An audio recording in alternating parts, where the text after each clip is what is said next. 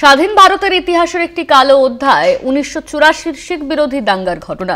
অবশেষে প্রকাশ্যে শিখ বিরোধী দাঙ্গার দায় স্বীকার করলেন কংগ্রেস সাংসদ রাহুল গান্ধী। সম্প্রতি মার্কিন যুক্তরাষ্ট্র সফরে গিয়ে ব্রাউন বিশ্ববিদ্যালয়ে একটি আলোচনা সভায় অংশ নিয়েছিলেন লোকসভার বিরোধী দলনেতা। সেখানেই এক পড়ুয়ার প্রশ্নের উত্তরে দাঙ্গার দায় স্বীকার করেন রাহুল গান্ধী। মাঝে কেটে গিয়েছে প্রায় 40 বছর। এবার 1984 সালের শিখ বিরোধী দাঙ্গার নিন্দায় সরব হলেন রাহুল গান্ধী। কংগ্রেসের ইতিহাসের সমস্ত ভুলের দায় নিতে প্রস্তুত জানান রাহুল। সপ্তাহ দুয়েক আগে আমেরিকার ব্রাউন বিশ্ববিদ্যালয়ের একটি প্রশ্নোত্তর পর্বে যোগ দিয়েছিলেন রাহুল গান্ধী, আর সেখানে এক শিখ পড়ুয়া তাকে কংগ্রেস আমলে হওয়া শিখ বিরোধী দাঙ্গা নিয়ে প্রশ্ন করেন। ওই পড়ুয়া রাহুলের উদ্দেশ্যে বলেন, আপনারা শিখদের মধ্যে ভয় তৈরি করে দিয়েছিলেন। আমরা মত প্রকাশের স্বাধীনতা চাই, যা আমরা অতীতে কংগ্রেস আমলে পাইনি।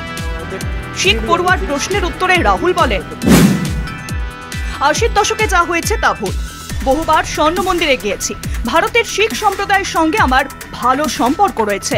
কংগ্রেসের বহু ভুল সম্পর্কে আমি অবহিত, কিন্তু সেগুলির অনেকগুলিই ঘটেছে যখন আমি দলে ছিলাম না। কিন্তু অতীতে কংগ্রেস যা যা ভুল করেছে আমি তার দায় নিতে প্রস্তুত। 1984 সালের শিখ বিরোধী দাঙ্গা ভারতের রাজনৈতিক ইতিহাসে একটি কালো অধ্যায়, আর এই ঘটনা নিয়ে কংগ্রেসের ভূমিকা বারবার প্রশ্নের মুখে পড়ে। 1980-র দশকে প্রধানমন্ত্রী ইন্দিরা গান্ধীর নেতৃত্বাধীন কংগ্রেস সরকার পাঞ্জাবে বিচ্ছিন্নতাবাদী আন্দোলনের দমন করেছিল, যার নেতৃত্বে ছিলেন র্যাডিক্যাল শিখ নেতা জর্নেল সিং ভিন্দ্রানওয়ালে।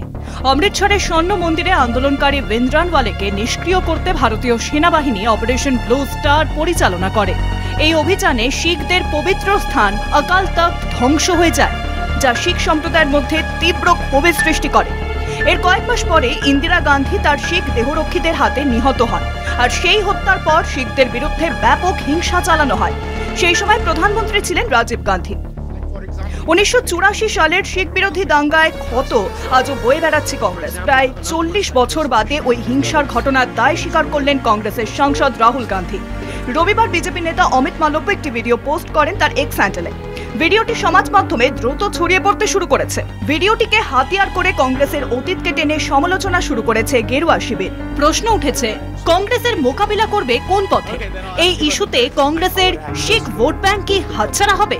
রাজনৈতিক মহলের বক্তব্য, বিজেপি যেভাবে এই ইস্যু নিয়ে তেড়ে ফুঁড়ে উঠেছে এবং কংগ্রেস এখনো দলগতভাবে জবাব দিচ্ছে না, তাতে স্পষ্ট হচ্ছে কংগ্রেস কিছুটা ব্যাকফুটেই আছে।